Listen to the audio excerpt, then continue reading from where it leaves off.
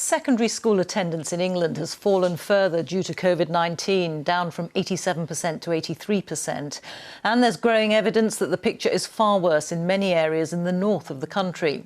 A coalition of business and council leaders in the north of England says the government needs to rethink whether holding exams next year is fair.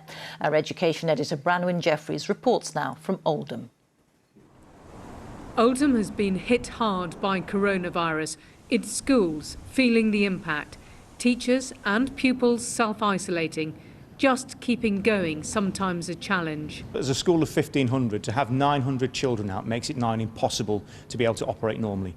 To have a quarter of my teaching staff isolating for 2 weeks, even though they'll do their best online and giving every bit of support they can to a child, it doesn't beat being in the classroom with that expert. For you, is this part of the same bigger debate about fairness, about free school meals? I think our major concern is that if you're a young person hearing this information now, your value, your worth, your dignity isn't really being respected in the same way it should be.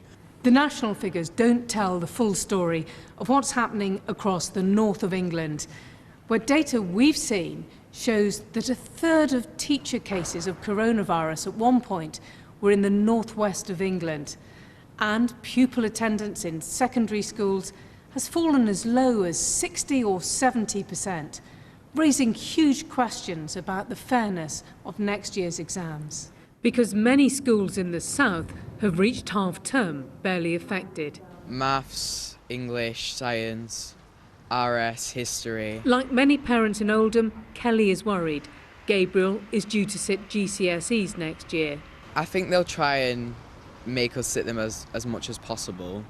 So I'm hoping that we will, but I also do think that there's a good possibility that we won't be. And I just don't think it's a level playing field if students are in school down south because they're not as badly affected compared to a lot of the young people up in the north. It's adding a great deal of pressure to them. We'd like a plan B that's an ongoing assessment.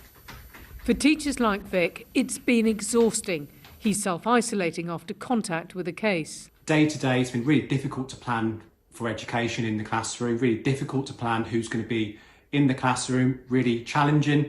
No planning, particularly around cover. So you've had cover lessons being done, you've had teachers covering each other, which has seen an increase in workload and stress. Schools in the north fear a winter of disruption. Backup plans for exams are promised by Christmas. Plans needed to ensure fairness from north to south. Branwen Jeffreys, BBC News, Oldham.